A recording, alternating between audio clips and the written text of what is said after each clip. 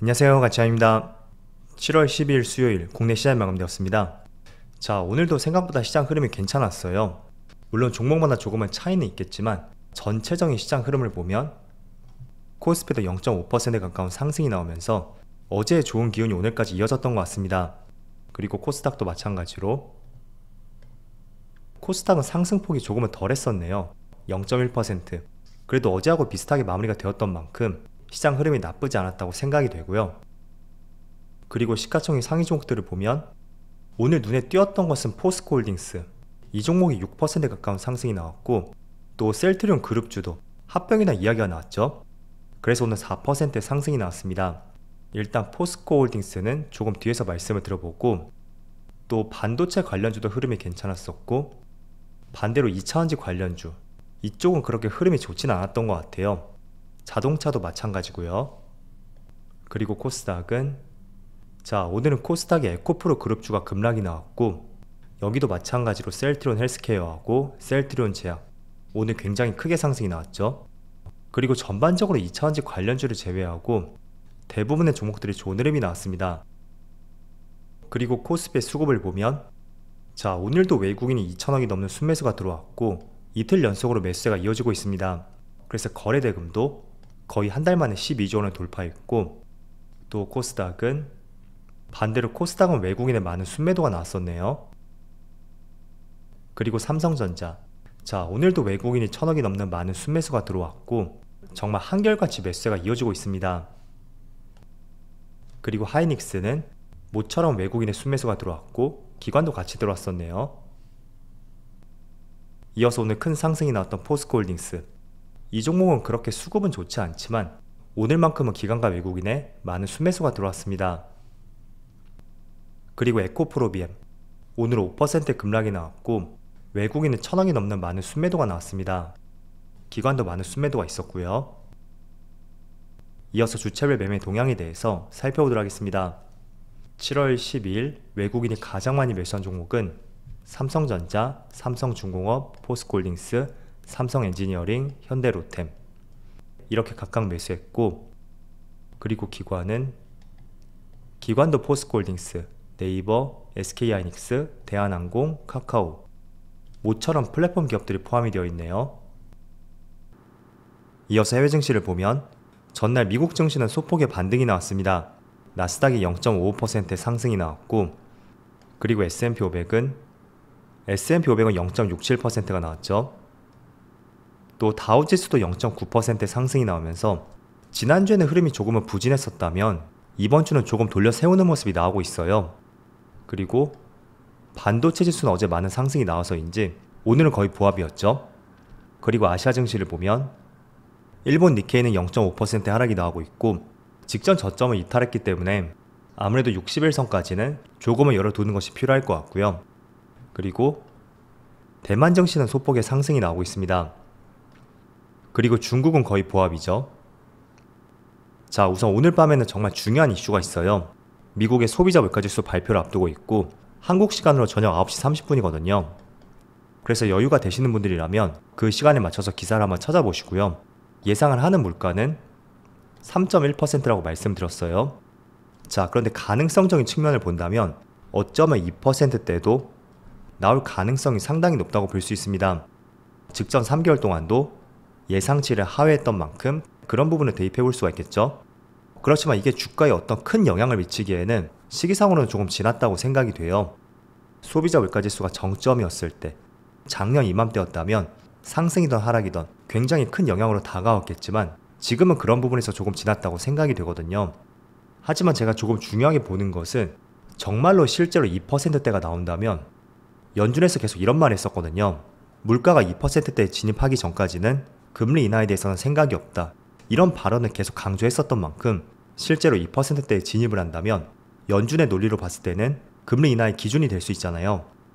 물론 한번 2% 진입했다고 해서 바로 내릴 가능성은 상당히 적습니다. 이게 평균적으로 몇 개월 동안 2%대를 유지를 해야 된다는 거겠죠. 하지만 그 시작점, 처음으로 2%대를 진입하게 되면 예상하는 금리 인하의 시점도 조금은 빨라질 수가 있고, 또 하반기에 2차례 정도 금리 인상을 하겠다고 발표했던 만큼 그런 부분이 주가에 조금은 민감하지 않게 반영이 될 수 있다는 것이에요. 그래서 예상치는 3.1%니까 실제로는 어떻게 나오는지 같이 한번 챙겨보시고요. 그리고 오늘의 시장 중심주에 대해서 한번 말씀드려볼게요. 오늘은 정말 포스코 홀딩스가 시장을 주도하지 않나, 저는 이렇게 생각을 하고 있습니다. 일단 한 가지 발표가 있었는데 어제 늦은 오후쯤에 발표가 되었을 거예요. 포스코에서 2030년까지 양극재를 100만 톤 만들겠다는 이런 포부를 밝혔었고, 기존에는 61만 톤을 예상을 했었거든요. 그런데 상당히 상향 조정되었죠. 그리고 리튬도 마찬가지로 기존에 30만 톤을 목표로 했었다면 이번에 42만 톤까지 정정을 하였습니다. 그래서 지금 양극재 기업들 많잖아요. 대표적으로 에코프로비엠이 있고, 그리고 LNF라든지 또 니켈이나 리튬 같은 히토류 관련주들, 이런 종목들은 계속해서 시장 주도주가 될 것 같아요. 다만 그 과정에서 속도의 문제는 생길 수가 있을 것 같고, 그 속도의 문제라는 것은 단기간에 빠른 상승이 나왔다면 당연히 오늘처럼 조금은 눌려주는 과정도 생길 것이고요. 그런 것들은 차트의 기울기라든지 흐름을 보면서 여러분들이 판단을 하셔야 될 거예요. 하지만 포스코홀딩스 같은 경우에는 현재 5%의 상승이 나오고 있고, 올해 주가 흐름을 보시면 굉장히 의미 있는 흐름이 나오고 있습니다. 또 제가 조금 전에 속도의 문제라고 말씀을 드렸던 것이 바로 이런 구간이에요. 아무리 시장 전망이 좋다고 해도 이렇게 일반적인 주가의 흐름에 비해서 가파르게 상승이 나왔다면 이런 구간은 만들어질 수가 있겠죠. 그래서 그 종목들의 속도를 보시면서 항상 투자의 진입 시기를 고려해 보시고요. 그리고 포스코홀딩스의 월봉을 볼게요. 자, 이거는 월봉보다는 제가 연봉으로 보여드리겠습니다. 봉 하나당 1년간의 차트거든요. 자, 포스코홀딩스는 2009년 이 당시에 고점을 형성하고 거의 10년 이상의 주가의 하락이 나왔었던 굉장히 좋지 않은 종목이었어요. 그래서 워렌 버핏이 가치 투자를 강조했다면 그에 반대되는 종목으로서 항상 회자가 되었던 종목 중에 하나였습니다.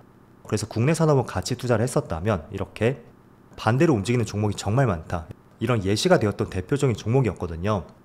자, 그런데 최근의 주가 흐름을 보면 올해만 무려 50% 급등이 나왔습니다. 자, 우선 포스코를 조금은 다르게 볼 수 있는 것은 작년까지, 대체적으로 작년까지예요. 일반적으로 철강 기업으로서 성장 산업보다는 가치주의 성격을 띠고 있었고, 그 때문에 포스코홀딩스를 바라보는 밸류에이션 자체가 그렇게 높지는 않았습니다. 그리고 또 한 가지가 있었죠. 2008년 9년 당시에는 조선업이 가장 화랑을 보였던 시기였어요. 그런데 그때를 기점으로 해서 조선업이 크게 꺾이기 시작했고, 또 포스코홀딩스도 강판을 만든 기업인 만큼 주가의 부침이 크게 나타났습니다. 자, 그런데 최근에 조선업이 화랑을 보이고 있고, 또 그보다 결정적인 것은 이제는 2차전지 관련주로서 우리가 포스코홀딩스를 바라볼 수가 있다는 거예요. 그래서 그런 관점에서 조금 전 기사를 한번 생각해 보신다면, 그동안은 철강 산업으로서 온전히 이 종목을 바라봤었다면 이제는 그걸 뛰어넘어서 2차전지 그리고 대표적인 소재 기업으로서 우리가 포스코홀딩스를 바라볼 수가 있기 때문에 지금 주가의 위치를 보면 직전 전고점을 뚫기 직전의 흐름을 보여주고 있습니다. 그래서 저는 개인적으로 굉장히 시간이 많이 걸릴 것입니다. 어쨌든 시가총액이 30조 원을 넘는 만큼 움직임은 굉장히 더딜 수가 있을 거예요. 하지만 조선업이 살아나고 있고, 또 그보다 중요한 2차전지 관련주로서 우리가 이 종목을 바라보는 시각이 계속 유지가 된다면 직전 고점까지는 한번 도전을 하지 않을까, 이런 생각이 들어요. 또 그리고 거래량을 보면 올해가 지금 상반기밖에 지나질 않았거든요.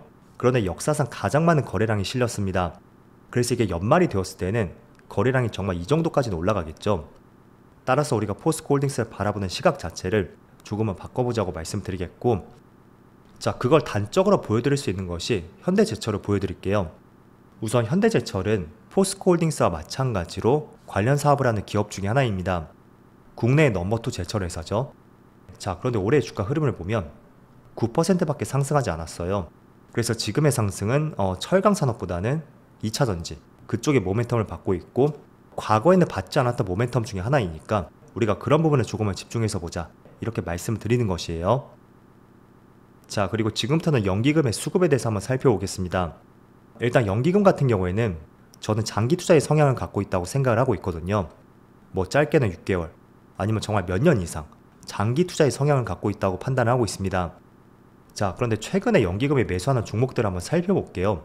날짜를 6월 1일부터 7월 12일 오늘까지로 했고, 연기금이 가장 많이 매수한 종목을 살펴보면 첫 번째로 반도체 하이닉스를 많이 매수했고, 또 두산바켓, 이 종목은 미국에서 건설기계를 판매하고 있죠.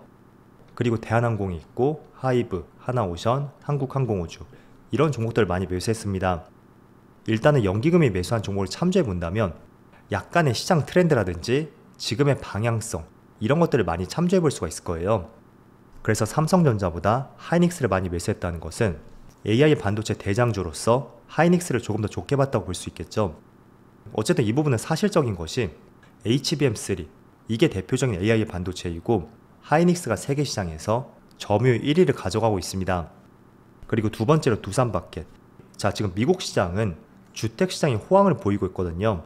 그래서 지게차라든지 북미 시장에서 건설기계를 다루고 있는 두산바켓이 보유하고 있었던 미국에서의 딜러 재고 이게 통상적으로 5개월 정도 보유를 했었다면 지금은 그 재고가 줄어들어서 2개월 정도로 굉장히 타이트해졌다고 해요. 그래서 그런 부분에 영향을 받았을 것이고요. 그리고 세 번째로 대한항공. 자, 대한항공은 저도 관심 있게 보는 종목인데 이제 조금 있으면 성수기잖아요. 그리고 코로나가 풀림에 따라서 정말로 해외여행을 많이 가고 있고 또 예능 프로그램을 봐도 모든 방송을 다 해외에서 촬영을 하고 있더라고요. 그리고 유가도 조금씩 떨어지고 있는 만큼 여러 가지 고려를 해보더라도 이제 바닥에서 고개를 들고 있는 형태인 만큼 저도 관심을 갖고 있는 종목 중에 하나예요. 그래서 연기금도 대한항공을 세 번째로 많이 매수하지 않았나 이런 생각이 들고 또 전반적으로 조선주죠. 하나오션, 삼성중공업 이런 종목들도 오늘 강한 상승이 나오고 있고 연기금의 대량 매수 종목 중에 하나인 만큼 한번 연기금이 매수한 종목들 어떤 종목이 있고 어떤 투자 힌트를 얻어볼 수 있는지 이런 부분을 꼭 살펴보시면서 여러분들만의 매수 포인트를 한번 찾아보신다면 좋을 것 같습니다. 그래서 무작정 매수하는 것이 아니고요. 분명히 어떤 재료가 있고 그 재료가 어디까지 이어질 수가 있는지 그런 점들 살펴보시고요. 또 중간에 말씀드렸던 주가의 속도 문제 그런 것도 필히 고려를 해야 되겠죠. 아무리 업종과 업황이 좋다고 해도 내가 고점에서 매수했다면 거기서 정말 10%, 20% 이렇게 주가의 조정이 나온다면 버티기가 쉽지가 않을 거예요. 그래서 항상 재료와 차트를 같이 보시면서 어제 말씀드렸던 나만의 기준 그런 것들을 대입해서 적용해보자고 말씀을 드릴게요. 자, 그럼 무더운 날씨 오늘도 정말 수고 많으셨고요. 저는 내일 영상에서 다시 찾아뵙도록 하겠습니다. 감사합니다.